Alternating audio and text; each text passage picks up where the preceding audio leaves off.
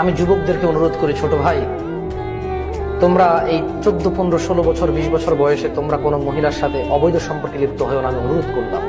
তোমার জন্য আল্লাহ যে রিজিক রেখেছে তুমি পাবা ইনশাল্লাহ, আস্থা রাখো আল্লাহর উপর। আমি যুবতী আমার বোনদেরকে বলতে চাই, বোন, তুমি এই ছেলেদের সাথে তোমার চরিত্র নষ্ট করিও না।